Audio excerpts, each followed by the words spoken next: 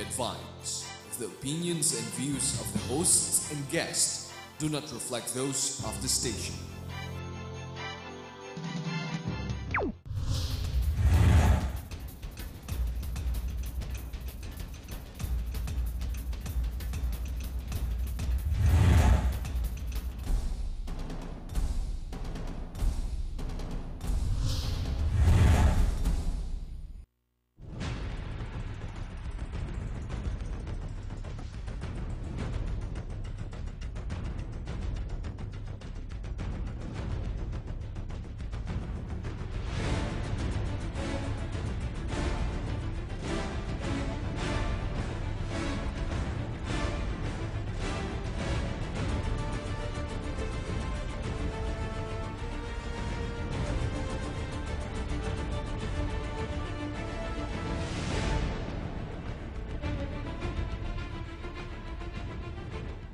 Naimbag gabi, masanto siya sa labid si kayo amin. Mayang gabi sa Tibok Mindanao, Visayas, ug sa Luzon. Bismillah, Rahmanirrahim. Assalamualaikum warahmatullahi ta'ala wabarakatuh. Ito po ang Republika at ako, si Eric Espina. Happy birthday, Pilipinas. Sa araw po ng inyong kalayaan. Sa programa pong ito ay bibigyan po natin ng iba namang pagtutok ang ating pag-uusapan sa gabing ito. Dahil hindi po alam ng ating publiko, ng ating sambayanan, na noong October 31, 1896, naglabas po ng dalawang dekreto ang revolusyonaryong Pangulo ng ating Republika, si Emilio Aguinaldo, na nagtatag ng matatawag nating hukbong katihan ng Pilipinas. At ito, English ito, no? These are the first two decrees on independence issued from Kawit Cavite. And if I might quote, nagtatag din siya ng tinatawag nating Citizens Armed Force o ang mga reservist. Each municipal committee, as soon as organized, shall appoint a captain who shall in turn organize a Citizens Guard, which all citizens are compelled to join. This corps, in conjunction with a detachment which the commanding general will designate, shall constitute the defense of the town. Yan po, Magdalo, Kawit, October 31, 1896, signed by Emilio Aguinaldo Magdalo. Tamang-tama po dahil ang ating mga panauhin ngayong gabi, sila po yung mga laang kawal, mga reservist. Meron tayong isang reservist at isang regular. Alinsunod po sa ating saligang batas. Unang-una sa lahat, isa po siyang regular officer ng Philippine Army. Siya po ay G3 ng operations, si Colonel Ernesto Pascual. At katabi niya, isang abogado, subalit siya po ay nagkukusang maging sundalo, volunteer officer, si Colonel Virgil Garcia. Siya po ang commander ng Technical Administrative Service Brigade ng AFRISCOM din. Good evening to both of you. Magandang gabi sa iyo, magandang gabi sa iyong mga taga-panood, taga-pakinig sa buong Pilipinas. Okay, tama-tama dahil ang ating programa ay tungkol sa Citizens Armed Force para maiba naman tayo, no? Kasi may pahapyaw tayong tututukan ng ating kasaysayan na may kinalaman dito sa pagkakaroon ng mga tinatawag nating Citizens Armed Force. Alinsunod na rin sa ating kasaysayan, no? Colonel Pascual, ano ba itong AFP Reserve Command? Bago ko sagutin niya na Sir Espina, gusto kong batiin ng magandang gabi sa ating mga lahat ng nanonood ngayong gabi. Ang AP Reserve Command, ito ay siya yung nag-administer ng mga reservists, lalo na yung mga technical administrative service natin. Ito yung mga doktor, mga nurses, mga dentist, mga abogado, mga pare, mga veterinarian, at yung mga professor natin. At saka yung MAC. Ano ba yung MAC? Ito yung Medical Administrative Corps graduate ng mga medical subject for your course na they will be administrating the medical unit of the Armed Forces, especially in the Reserve Force. Pati mga pare, pwede? Pwede sir, kasi sila ay technical. At saka kung mapapansin natin, ang mga technical administrative service na in-administer ng AFRISCOM, ito yung mga very influential sa society. Na yung mga abogado, sila yung nabibigay ng disiplina o batas sa ating lipunan. Ang mga pare silang nabibigay ng mga spiritual guidance, mga kasama natin na Muslim na mga pare, may tawag tayo doon eh. Imam. Parang Yung chaplain service. mga imam, mga pastor. Pati imam pwede sumama. Pati imam pwede sumama. Pati yung mga pastor. Pastor pwede din. Mga evangelical. Madre pwede din. Sa WAC sila. Sa WAC o kay sa MAC sila pwede. So paano yan? Naka-uniforme silang ano rin, parang para sundalo din. Pwede silang mag-uniforme. Pwede silang mag-uniforme, sir, kasi if they will be commissioned, meron silang number and nag-training sila, then they will be given an assignment and in the reserve unit. And kung meron silang ADT, then they can wear the uniform. Okay. This is going to be very interesting, no? Yung madre, paano ba yun? Paano ba mag-uniforme yung madre? I mean, I'm just curious, no? How does that go? Meron akong isang madre sa unit ko. Okay. No? Hindi siya nag-uniforme, yung paring uniform, yung paring Habit niya, yung habit niya yun, ang suot niya. Oo. Okay. Meron siyang rango na second lieutenant and she's due for promotion to first lieutenant. Okay. Pero hindi pa ni minsan nakita ko na nag-uniforme. Okay. Wala tayong regulation dyan. There must be a way to express the affiliation in an institution like the Armed Forces of the Philippines. Kasi sa mga pare yata, nagsusot ng cross, pwede mag-uniforme, no? Pero I don't know, no? How do we marry yung mga nuns and then being able to wear the uniform? Meron bang ano tayo dyan? May paraan ba tayo dyan? I think they could still be wear the uniform because when they are in the citizen armed force or their service and they are on active duty, they are under the military law. And when the military states that na kailangan magsuot ka ng uniforme, then they have to wear that uniform. Mm-hmm. Siguro we should make representation siguro with the superior, no? Baka siguro naman they're understanding and willing to, to listen to the armed forces, and anyway, they only render one-day service to the armed forces. Baka payagan pwede mag-uniforme din, ano? Balagay ko payagan. At saka Kasi it follows siguro Colonel Pascual, di ba? Pinayagan ng superior. Sumali sa Armed Forces of the Philippines. It goes without saying na pinayagan ng superior na at least one day in every week, pwede naman mag-uniforme siguro. Baka pwedeng kausapin, ano? Tingin mo. Ha? At saka understand naman nila doon na meron siyang pinirman that they will go into an ADT, they will follow the regulation, and kung ang regulation is mag-uniforme sila, I think they could wear that uniform. They should wear that uniform. Meron tayong mga nurses din. Meron tayong mga nurses. Marami din tayong mga nurses. Maraming nagvo-volunteer as nurses. Maraming nagvo-volunteer na mga nurses natin tayo. Dito kay Colonel Virgil, kasi technical, so marami tayong nurses. Marami tayong nurses, marami tayong mga professionals, marami rin tayong mga line officers and enlisted personnel. Okay. Bakit, ito lang pinagtataka ko, bakit pumapasok yung mga nurses sa armed forces? And on all volunteer basis, what's the rationale? I think it is inherent sa isang tao ng tumulong. At saka yung pagtulong, yung pag-volunteer is, it give them a sense of satisfaction. And being with the reserve force, it is a vehicle to serve others. It is an organization na nakita nila na very important. At saka yung pag-delivery ng service, nandun yung focus na magbigay ng serbisyo sa mga ating kababayan, lalo yung volunteerism. And yung organization ng reserve force, that is a very ideal vehicle na magawa nila yon sa ating mga kababayan. Ito si Colonel Virgil, abogado ito on the side, no? You're a lawyer. Why do you need to enter the AFP when you can render public service outside the AFP without wearing the uniform? What's the rationale? You take pride in the uniform also? Siguro it has something to do with yung development mo as a kid, no? I was a cadet officer when I was in high school, and then na-carry over yun eh. So I think the citizen, ano ba yung PMT pa yun sa PMT, time namin eh, yung Philippine Military Training. Yes. Carried over to ROTC during college. So parang na-develop yung interest into serving. So at saka nung magka-college ako, sinabi ko doon sa grandfather ko, either a law school or a military school. So after graduating from law school, eto na yung military. So nakuha ko pareho yung gusto ko. So you're able to render public service, charity work, in your private capacity as a lawyer, but at the same time, you would also find satisfaction wearing the uniform, being proud of the uniform. Serving, wearing the uniform. Is that the same also with the other members of your brigade coming from different professions? I think it's basically yun yung pinagmumula nung lahat eh, no? Because yung ikaw nagmi-mission at nakikita mo yung mga pinupuntahan nyo na sila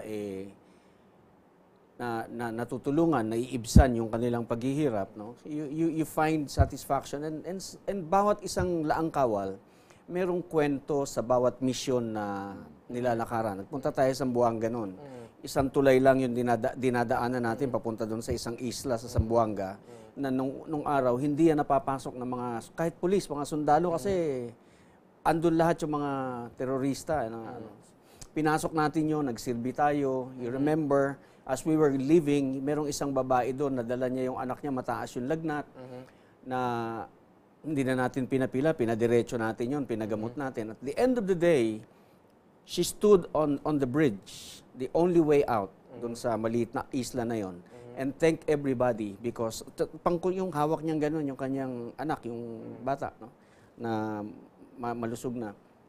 Yung ligaya na makita mo yung ganun, hindi mo makakalimutan yun. That sense of, wanting to wear the uniform, and then, I'm trying to understand the psychology of some of the people who wear it and who are part of your group. They are proud to wear the uniform. Of course. Aside from there being lawyers, doctors, nurses, Professionals, nuns, judges, priests, judges, justices, yeah. because they get a sense of belongingness to an institution like the armed forces. Is that what we're saying? That they're proud to belong to the armed forces? Is that what we're saying? Pwede sigurong ganon, pwede ring pagtugon sa katungkulan mo na nakasaad sa Constitution, sa saligang batas. Because you are viewed as being patriotic because you belong to the institution that defends the country, parang ganon. Would that be a correct appraisal, understanding of why a person wants to wear the uniform? I think tama yung sinabi niyo na they will head the willingness at magkaroon sila ng pride doon sa institution na ang mandate niya is to protect the country. And when they wear the uniform, nagkaroon sila ng sense of thinking na ganoon din ang gagawin nila if they are in the uniform. Pagka nakausap ko yung mga kasama natin, mga reservists, nakasibilyan sila, anong naramdaman niyo pag nakasibilyan kayo at saka yung naka-uniforme yun? Sir, iba yung naramdaman namin. Pagka naka-uniforme kami, parang tinitingnan lahat ng galaw namin. So we have to be At our best. At our best, and our action should be what they are expected from us. Pero pag nakasibilyan sila, they can do what they want. So may iba din siguro na yung effect ng ng uniform, and yun siguro ang kagustuhan nila na mag-serve, makapagsuot ng uniform, and they have that belongingness at saka yung na reinforce yung nationalism at saka patriotism in helping the country. Basically, ang nangyayari dito is that para bang everybody who wears the uniform is proud of it. So, naaalis yung napapawi yung pananaw ng iba na para bang, kasi merong iba na para bang pag nakikita ng nagsusuot ng uniform, para bang yung iba natatakot, to. Merong may konsepto na parang nakakatakot yung uniforme. May iba naman nagsasabi militarisasyon daw. Ganun ang iniisip nila eh. So, is this one way of changing the attitudes, the mentality of individuals like that na dapat hindi katakutan ng uniforme at hindi ito pagbabadya ng militarisasyon kung ano man ang ibig sabihin nun, ano? Hindi na ganoon ngayon eh. Ngayon hindi na dapat ikahiya, no? Hindi kinakahiya at hindi kinatatakutan ng ang uniforme sapagkat ngayon ang nakikita na ng ating mga mamamayan yung mga pagtulong ng ating sandatahang lakas ng Pilipinas sa ating mga kababayan. Undoy, for example. Yes. Sino ba ang nakita mong nandoon? No? Araw-gabi, talagang sila yung mga nakikita mong nagiginaw doon na tumutulong, yung mga naka-uniforme. Yan, mga sundalo yan at saka mga laang kawal, mga reservists na sama-samang tumutulong sa ating mga mamamayan. Kung saan man merong mga sakuna, mga landslide na malakihan, nandyan sila para tumulong. So, hindi na yan yung nung araw na nakasanayan mo na pagka naka-uniforme, may baril, pumapatay. Hindi ganoon eh. Ngayon, dumedepensa ng bayan, ng ating kalayaan, pero tumutulong din sa ating mga mamamayan. Sino ang mga reservist?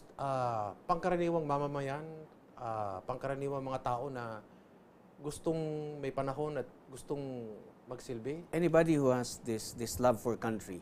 well, other than the professionals. Yeah, okay. In our, sa aming brigade, no? Okay. Meron kaming karpintero, meron kaming mason, Okay. meron kaming tricycle driver, Okay. meron kaming barbero, meron kaming hairdresser, meron kaming masahista. Everybody. Those who volunteers yung nabibigyan Oo, ng panahon para gustong sa tumulong. gustong tumulong at saka nabibigyan ng panahon, lalo yung pagka-weekend na wala silang magawa. Sabi nila na mas maganda siguro pag itong gawin namin na makapagsilbi, mag-report din sa Prescom din.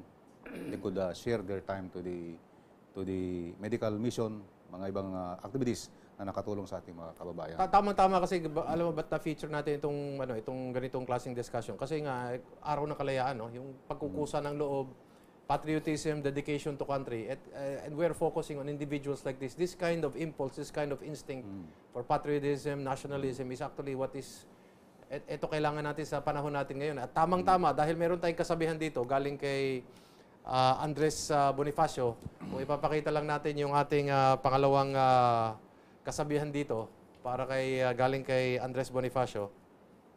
Pwede ba natin pakita yung yung number 2? Yan, papasok na natin. Yan. That is in 1896, which describes what basically is actually a citizen's armed force already.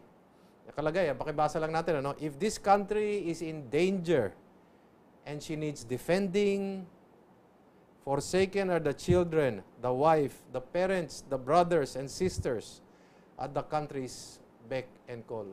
How succinct, how poignant, how complete, how direct to the point. Yan na po ang kabuuang kaisipan, konsepto, katang isip ng isang napakasimpleng tao, subalit naging dakilang bayani ng ating bansa. At ito ay napatunayan noong panahon ng mga katipuneros. Sino yung nagagamot sa mga katipuneros na wounded? Ito yung mga anak ng mga babae. Yung nabibigay, nagluluto ng pagkain nila. Ito yung mga asawa ng mga katipuneros. Sino nabibigay ng mga letter, ng mga intelligence sa mga between ng mga organization? Ito yung mga anak ng katipuneros. Yung mga bata na sa pamilya. Nagsama-sama sila para ipagtanggol ang ating bayan. At pati mga code daw ng katipuneros, mga code. Mga kababaihan ang nagtatago. Sila ang nag-iikot-ikot, no? Para hindi malaman ng kalaban. At wag natin kalilimutan, syempre, yung mga bayani natin, sila Gabriela Silang, sila Melchor Aquino, at marami pang mga pangalan yan. May libro na aklat na dapat basahin ng ating mga mamamayan para lang malaman natin na talagang hindi lang mga kalalakihan ang sumulong sa kagitingan ng ating bansa. Bagkus ay halos iba't klaseng mga mamamayan. Kung susumahin natin, Colonel Pascual at Colonel Garcia, si Aguinaldo at si Bonifacio ay walang tinapos pareho. Tama. Walang tinapos pareho, no? Hindi katulad kay Rizal. Hindi katulad kay Mabini na naging abogado. Pero itong dalawang ito ay naging suhay haligi ng himagsikan. Hindi lamang ng Pilipinas, ng buong Asia. Naunahan pa natin ang China sa isang himagsikan. So, Colonel Garcia, yung grupo ninyo, gumagalaw ba kayo sa buong Metro Manila lang o buong Pilipinas? Actually, ang aming area of responsibility, NCR lang. Okay. Pero nakakarating tayo sa iba't ibang lugar ng Pilipinas na mula Northern Luzon hanggang Southern Luzon. Zamboanga Sibugay, Mulanay, Umiray, napuntahan ng tropa natin yan. Ikaw ay isang tausog, Ikaw ay isang tausog. Yes. Nabanggit ko lang yan dahil dito sa programang ito, maraming beses alam na ng mga cameraman natin dito na naging guest natin yung Grand Prince, si Prince Omar Kiram. Marami na nating beses naging guest yan. At he's a very proud tausug. Actually, that's the proper, I think if I'm not mistaken, proper pronunciation, tausug, which populate the areas of Sulu, especially Sabah. Di ba? So, kayo ay gaano katagal na kayo naging reservist? Ako magmula noong 1986, nung pirmahan ni Presidente Marcos, yung aking commissionship, January 1986. No?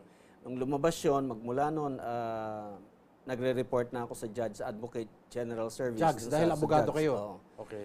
And mula noon hanggang ngayon, tuloy-tuloy. Kung tataka yung mga tao, bakit si Marcos ang pumirma ng ninyo, ng appointment papers ninyo? Bakit naman Siyang presidente nun. Siya pa presidente nun. Oh, yun. Para lang malinaw, para maintindihan ng mga tao, baka sabihin, bakit si Marcos ang pumirma Siguro isa sa mga huling papeles na pinirmahan ni Presidente Marcos yung aming commission papers. No? Ibig sabihin, talagang yun ang yun ang proseso, yun ang proseso. Kung sino ang presidente, siya ang pipirma ng appointment or commission papers ng lahat ng opisyal ng sandatahang lakas ng Pilipinas. Regardless, kay PMAer ka, integri ka, reserve ka, o reservist. Reserve at reservist, pareho naman yun. No? So yun. The same president signs your appointment paper. yes. Gusto kong may dagdag kanina na natanong nyo kay Colonel Garcia na although yung area of responsibility na ay NCR dito sa National Capital Region, nagsisilbi din sila nasa magitan sa Northern at saka doon sa Southern Luzon. Nung nagkaroon ng sendong, yung mga doktor, mga medical ng first task, yung unit niya, ay pumunta doon sa Cagayan de Oro and they distributed relief goods at the same time nag-conduct sila ng medcap sa mga napinsala ng sendong. Kasama niya yung mga doktor na Japanese, yung mga member ng Medical Association of Asia, yung AMDA, and they were given appropriate commendation. They were recognized because during that time, Pasko yun nandun sila. 24, 25, 26, nandun sila nagbibigay ng mga relief goods at doon namin napatan yung 22 yung December yung dedication to duty, and he was awarded ng medal for his sacrifice and volunteering their time kahit bakasyon nandun sila sa area ng Cagayan de Oro at saka sa Iligan. Kung saan may disaster. In Infanta, we were there. In Real, we were there. In yung sa Visayas, yung yung malaking landslide. Yes, St. Bernard. Southern Leyte. We were there. Yung tropa natin is always where we are needed. At hindi alam ng publiko na kayo yung mga volunteer, no? Kasi hindi nyo naman kailangan sabihin na, kami mga volunteer kami dito or kami mga laang kawal. Basta, once you wear the uniform, you are part of the AFP. You blend in, ano? Hindi importante kung ako abogado or ako may-ari ng ganito o ako sikat na doktor ako or whatever, ano? Ganun ba ang kultura ng isang reservist? Gusto ang gusto ko malaman ng sa publika na ang armed forces isa lang organisasyon. Sabi man natin na may regular at saka reserve force, pero isa lang yan. Okay. And they compose the armed forces of the Philippines. Walang pinagkaiba yan. They form part the armed forces because it is stated that the AP is composed of the regular and the service. So, you do this on a voluntary basis. When you go there, how do you go there? You go on your own, the armed forces help on you? a purely voluntary basis. Voluntary. There are many times that we spend our own money in rendering this service, which we gladly and voluntarily do for our countrymen. Ito yung palaging pagka may pupuntahan kami, pinapaliwanag ko dun sa mga mamamayan na ito ay galing sa ating sandatahang lakas ng Pilipinas. Hindi dun sa ito yung ating mga laang kawal na nagseserbisyo. Kasi ang binibuelta nung kabila is tanggapin nyo.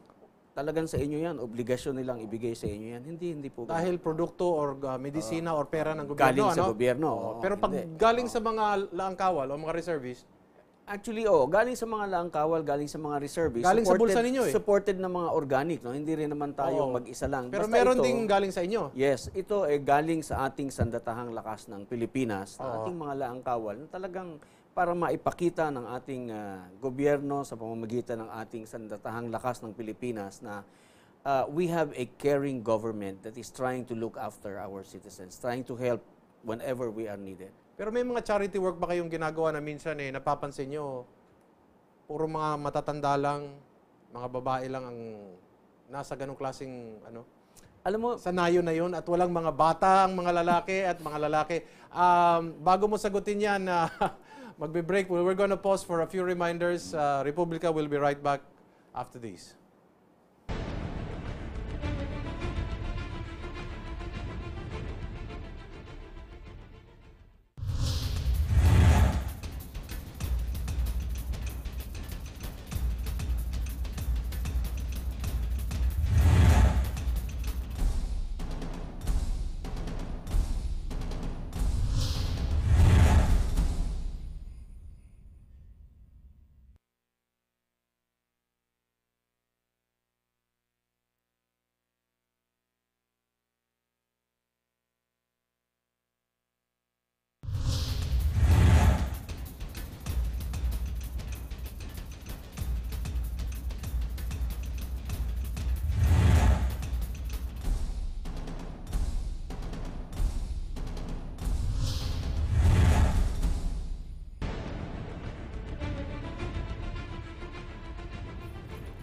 Nagbabalik po ang Republika at meron tayong nakabitin na katanungan dito. Sa mga karanasan nyo, Colonel Garcia, minsan pag lumalabas kayo at sa mga charity work ninyo, ano mga napapansin nyo? Minsan ba may mga wala yung mga lalaki, wala yung mga batang lalaki, karamihan puro mga babae lang ang nandyan, mga batang babae, matatanda. Bakit ganon?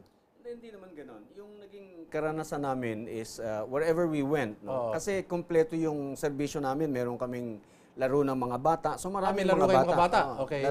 Merong laro ng mga bata, merong bigay ng bitamina sa mga bata, merong deworming sa mga bata. So laging maraming Pati mga mata, bata. meron kayo sa mata din. Yung sa mata, yung mga matatanda, kaya marami ring mga matatanda kasi nagbibigay rin kami ng libreng salamin. Okay. No? So lahat yan.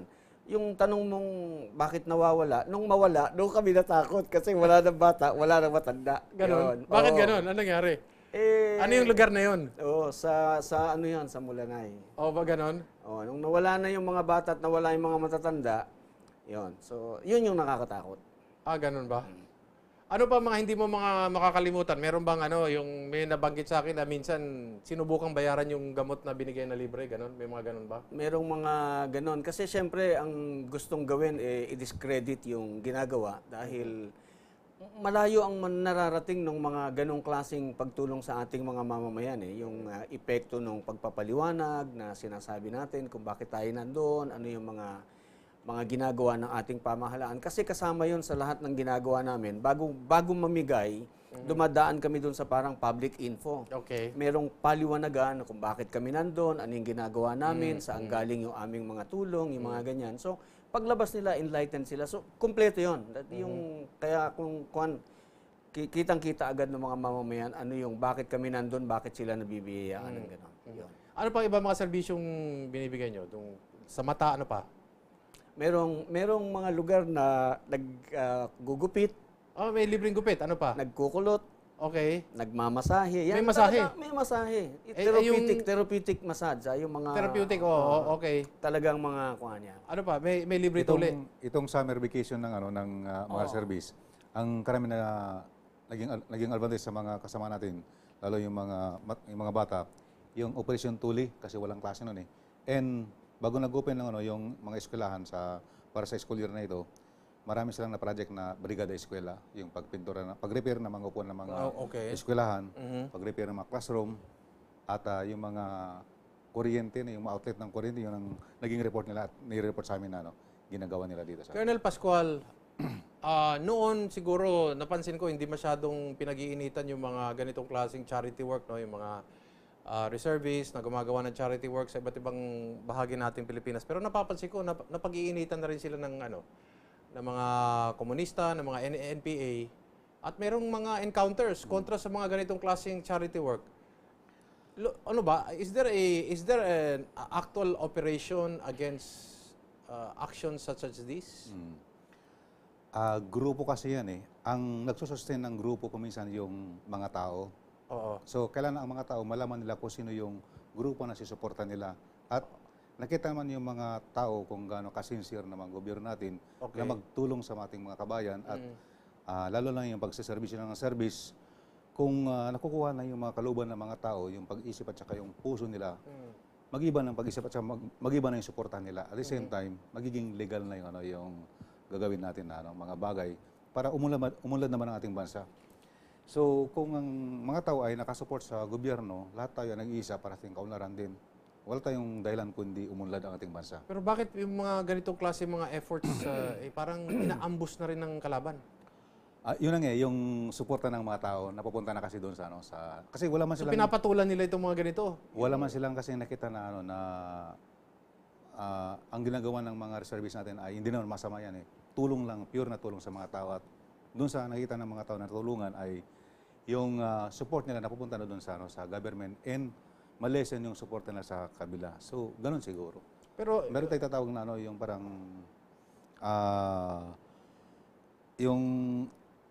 parang desperado kasi yung kuminsan mga ganyan na movement eh. na pati yung mga katulad ng abogado, nurses, ganito, doctors, papatulan nila, ambusin nila, ganun. Pero sana may safety din nila na lahat ng Pilipino dapat yung mga ganyan hindi nila papatulan ng mga ganun. Kasi wala man silang ginagawa na masama kundi tumulong sa ating. Pero the reservists, basically, the calling of the reservists, aside from disaster and national emergencies, your first calling is still basically Well, yung mission ng AFP, ng mga laang kawal natin is really number one, para maging base for expansion. No? Okay. Para to beef up our armed forces of the Philippines in times of war, invasion, rebellion. Yan. Of course, yung to assist in rescue relief operations, to assist in socio-economic development. Yan. So, basically, yan yung mission natin. Okay, tama-tama. Babasahin natin itong pangatlo naman. Kay Jose Rizal naman ito kasi sinasabi daw nila, ito si Jose Rizal, pacifist, ano? Ayaw niya ng kaguluhan. Kaya sabi ng mga kaliwa, kaya mas mabuti daw si Bonifacio. Ito, meron tayong quotation mula kay si Jose Rizal mismo nagsabi nito. But if the government drives us to the brink, and he's referring to the Spaniards, when no other hope remains but seek our destruction, pakilagay lang, in war, when Filipinos would prefer to die rather than endure their misery any longer, then I will become a partisan of violent means. That's Jose Rizal, June 19, 1887, during his 26th birthday. Yan po, malinaw. Sinabi ni Jose Rizal yan. Very few people know about that. Okay. So itong AFRESCOM, saan ito based? Sa Army ba ito? Kasi meron tayong Army, no, na Reserve Command. Meron tayong Naval Reserve Command. Meron tayong Air Force. Saan naman na itong AFP Reserve Command? Itong AFP Reserve Command kasi na angkop doon sa sinasabi ng saligang batas doon lalo na sa batas na RA 7077. Okay. Ang batas na ito, yung Republic Act 7077 na Reservist Act or Citizen Armed Force Act, it says there na there should be 5 group of reserve component with the Army, the Air Force, the Army, and the technical and the technical administrative service and the affiliated. Ito na yung sinasakop ng AFRESCOM, yung technical and administrative service, yung mga professionals and the affiliated. Ano yung mga affiliated reserve components? Ito yung mga company na willing na mag-join sa affiliation sa AP. Pwede kong i-discuss sandali Yes, go ahead, please. Yung affiliation. Let's say isang kumpanya nagbibigay siya ng vital services. Ang inorganize namin niya train. Paano ang proseso? They will enter into a memorandum agreement with the Armed Forces of the Philippines. Papunta sa sa proseso. Then meron din yung mga background and the members are in good moral standing. Okay. And pag napuruban yung MUA, we will going to train them. They will be organized as a military unit and they will be trained on basic soldiery and discipline, nationalism. Ngayon, ang tendency kasi pagka nagkaroon ng emergency sa isang kumpanya, yung mga trabahador doon, pagka let's say, lumindol o kay nagkaroon ng gera, tatakbo na yan. So sa bahay nila? Tatakbo na yan sa pamilya nila kasi ang isipin Yan ang una nilang gagawin. May isipin nila, tatakbo na yan. Maiwanan yung vital services ngayon. Maiwanan yung vital services. So, kung naiwan yun, kawawa yung kumpanya. Kasi walang nagkuman doon eh. Lalo na kung may gera, no? Lalo kung may gera. Invasion, national emergency, rebellion, okay. Ngayon kung if they are trained, they are organized, and they know their duty during, in case of crisis, they will stay there. They will render services. Ngayon yung mga ordinaryong mga mamamayan, pag nag-switch sila ng ilaw, may ilaw kasi nandun yung yung mga kumpanya, hindi umatras yung mga doon. Pag binuksan nila yung pusit ng ganyan, may tubig. May tubig, siguradong darating. Sigurado, kasi yung mga kumpanya, yung mga affiliated, alam nila yung na hindi nila pabayan yung kumpanya dahil nagre-render ito ng vital services sa mga tao. Okay. Yung mga hospital na affiliated, na organized natin, pagka may aasahan ang IFP, ang sambayanan, na merong mga taong magpapatakbo nito. Instead of ang armed forces mismo ang magte-take over. May hirapan din. Mas mahirapan din kayo. Yan ang ng affiliated service. Very important yung vital services. Yung mga kuryente, tubig, transportation, yung hospital na kuryente, lahat. Kahit gano'n ang situation, we are assured na we are supposed to be in a normal situation yung bus transportation, lahat yun. Bus kasama yan. Pinitrain mo na yung mga tao dun sa kumpanya na yon na nagpo-provide ng vital services because specialized skills yung kanila, no? Na maaring kung meron sa Armed Forces of the Philippines baka kapusin to be able to run this vital industry. So, sino pa ang pwedeng magpatakbo noon ng walang learning curve kundi yung mga tao mismo doon? Tagaron. Yung tagaron. Okay. So, you train them now, military way, so that in times of emergencies, sila mismo yung tatao doon. Sila mismo rin yung magpapatakbo ng vital industries. For the past 35, 40 minutes, we've been trying to define what is a citizens' armed force and what is the nature and what are the phases, no, and what are the duties and functions of a citizens' armed force and of the reserve force here, no. We have here again a message coming from President Manuel Quezon, and may we request so that we can define what is a citizens' armed force. This was spoken with regards to the Declaration of Principles in the 1935 Constitution. Ito, napakaganda itong sinabi ni President Quezon.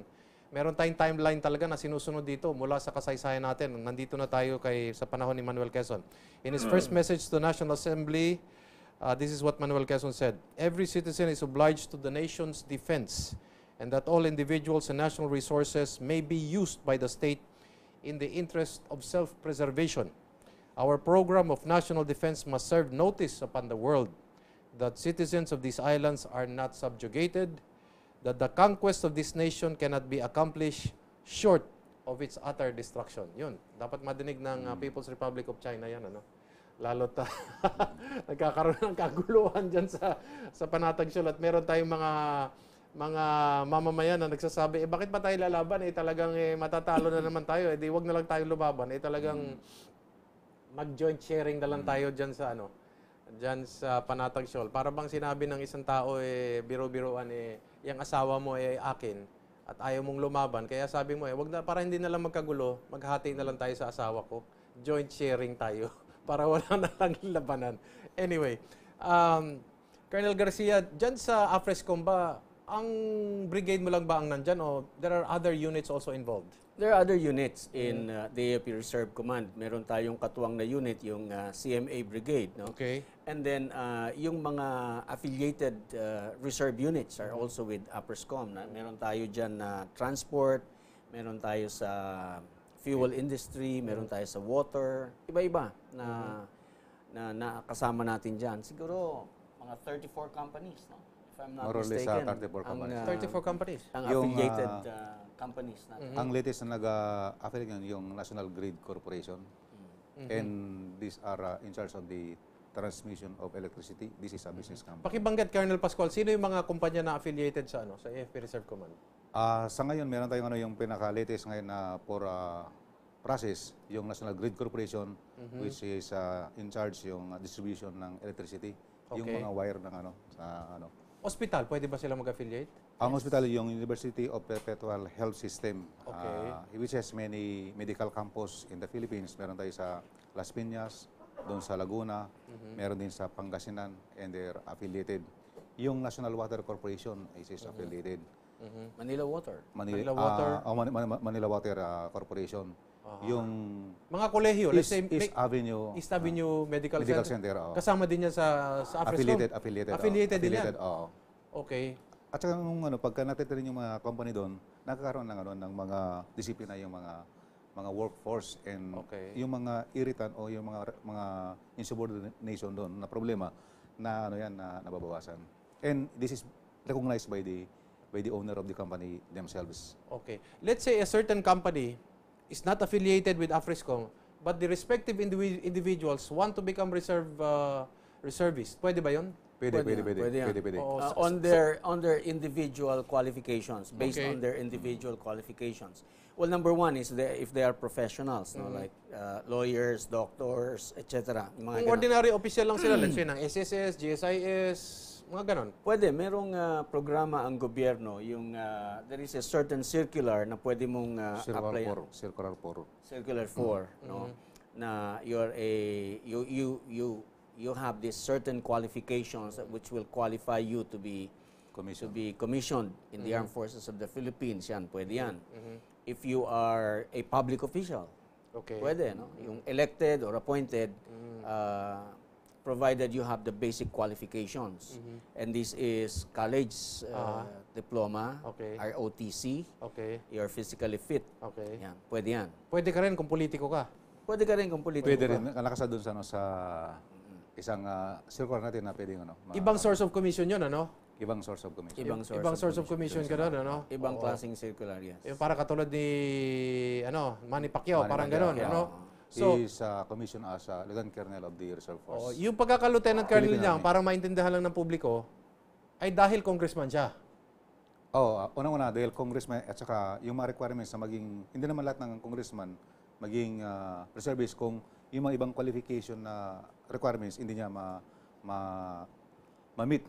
So, he is not qualified. Pero kung mga requirements, wala yung you have to be college graduate na doon and he meet that requirement and he's a congressman then he can be Para commissioned lang in the Reserve dun Force. sa hindi nakakaintindi, ang nangyari kay Congressman Manny Pacquiao, kasi nagsimula siya, sargento yata, no? Hindi promotion, di ba? Hindi binipromotion. Okay, ilinaw mo lang yun kasi maraming hindi nakakaintindi doon. Akala nila, bakit from sargento biglang naging lieutenant colonel? Paki-explain lang yan. Gusto kong malaman na yung kay Congressman Manny Pacquiao hindi promotion kundi initial commission ng Reserve Force as Lieutenant Colonel. Nung he is an assignment before but he resigned that rank. That commission. And he applied for promotion because pagka if you are a congressman, you're elected, you are qualified to be commissioned as Lieutenant Colonel in the Reserve Force. Kinukesyon nila yung hindi siya college graduate, which is a requirement of to be commissioned of the Reserve Force. Pero he was given an honorary degree. Hindi ko na alam ba. Okay. And sa honorary degree sa isang course, whatever the privilege of that course, it will be given to you. So it was applicable to him. And this is given to the legal comment from our Jago and yun na nga ang naging judgment nila. Ibig sabihin, he resigned his original commission. There was no commission. There was no commission. Yung NCO niya, yung pagka-NCO Yung niya. enlistment niya, niresign niya to apply for another commission. And apply in the commission. Okay, para malinaw yun. So, hindi yun parang sunod-sunod na na-promote siya. Para lang Hindi, maintindihan ng hindi. publiko. Okay, now we're into present-day Constitution, 1987 Constitution, Article 16, General Provisions. Pinag-uusapan kasi natin kung sino yung mga miyembro ng ating armed forces para lang maintindihan ng ating publiko, ano? Okay. Who composes the armed forces of the Philippines? Ayan, mababasa po natin sa ating konstitusyon. The armed forces of the Philippines shall be composed of a citizens' armed force which shall undergo military training and serve as may be provided by law. It shall keep a regular force necessary for the security of the state. Ayan, para makumpleto na po natin ang definition. Ano ba yung citizens armed force? Ituloy-tuloy na natin sa sa susunod kaagad. Sino ba yung citizens armed force? Ayan. Ano bang intensyon ng ating mga manunulat ng constitutional commissioners? Ayan, babasahin po natin. Base dun sa diskusyon, Commissioner De Castro defines a citizens armed force. Thus, we are putting here a flagship provision for the armed forces. When we speak of citizens armed force, it is the whole citizenry of the Philippines which is the armed forces of the Philippines. So yan, napakalinaw po kung ano yung armed forces of the Philippines. Kaya hindi po talaga natin pwedeng sabihin militarization, ano? Kasi pag sinabi natin AFP, we're actually talking about the citizens armed force and the regular force. So napakalinaw nung definition kasi we have to do away with many of these cobwebs na hindi naintindihan ng publiko, ano? Meron ka bang mga members sa SSS, Colonel Garcia? Meron. Marami tayong members na tiga SSS. Alam mo yung constitutional provision na yun, meron na yung enabling law. No? Okay. Yung RA 7077 na binabanggit ni Colonel Pascual was enacted pursuant to that constitutional provision. Okay. No? So, the enabling law of that constitutional provision is Republic Act 7077 na sinasabi na yung ating bansa ay magme-maintain na ng regular force consonant only to yung pangangailangan niya at the moment, during peacetime. No? So pwedeng lumaki yun? Pwedeng lumaki yun. So, for example, ang sabi ang tingin ng ating sandatahang lakas ng Pilipinas at inaproba ng Secretary of National Defense, ang kailangan lamang nating standing army is 200,000 men. No? Armed. Then that is the only number of the regular force that we are going to keep. But you know, the same section in RA 7077, which is section 2, sinasabi na but which can be rapidly expanded by our well-trained citizen armed force. Okay. No? So, yung rapidly implies that your citizens armed force should have been trained beforehand because paano sila mag-augment Oo. in a rapid Tutulong phase, kaagad. in a rapid phase Oo. if they are not trained. Correct. No? So, Anong ratio diyan? Anong ratio diyan? Kung 200,000, ano ba dapat ang May ratio yata the dapat law yan, di ba? speaks of 20% regular and 80% reserve. No? Okay. But if we're talking about the whole citizenry of the Philippines, then the regular force becomes just an alikot part Correct, of the entire. Correct, tama.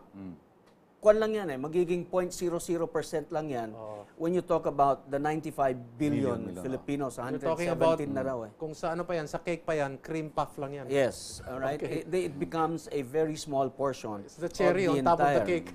Okay. Might even be half of the cherry on top of the cake. So, ang sinasabi pa ng RA 7077, I think it is section 4, is that the citizen armed force shall be so organized, trained, developed, and maintained in such a way that they can immediately respond in case of invasion, war, or rebellion. Okay.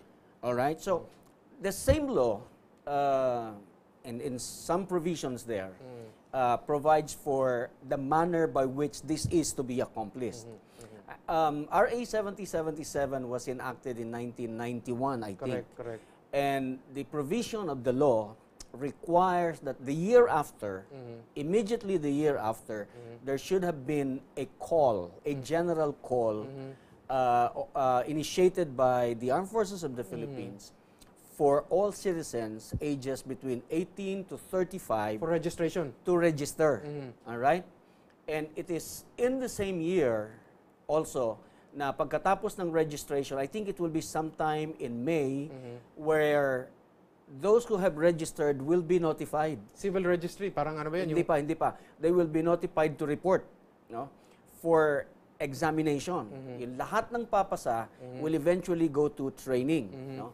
And yung training na yan is going to happen every year, at least once a year. One rifle company size in every province, Uy, maganda yan. which is about 103 officers and men. Na makakatulong sana no sa probinsya, lalo na kung may gulo o may disaster, no? Computein mo yung number of provinces times 103 over 1992 up to the present, how many millions of ready reserve Filipinos you have. At maganda dyan, volunteer pa naman sana yan, ano? Actually, meron na tayo yan Yung sa, ano yan doon sa Philippine Army, they are organizing one Red Reserve Battalion per province.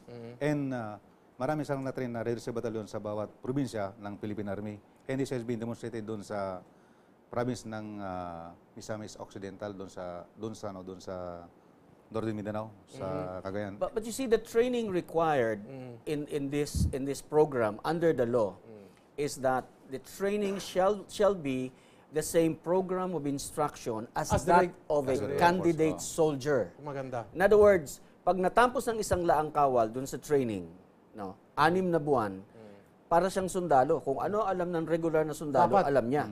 So that ready. Talagang handa siyang tumugon sa kanyang katungkulin anytime now. No? So if you have developed so much number of reservists since that time, meron tayong ganitong sitwasyon ngayon, we are ready to respond. Siyempre, di ba? Yung bang, Tama. di ba? Last Meron kang natural resource Tama. that you have not tapped over the years. Last 30 seconds, invite our audience kung gusto sino maging reservist sa AFRESCOM po. Gusto namin na imbitahan yung mga professionals, yung mga doctor, medical, lawyer, na kung meron kayong volunteerism na gusto nyo tumulong sa ating mga kababayan, I welcome kayo na mag-apply ng commissionship sa AFRESCOM. Kapaginaldo.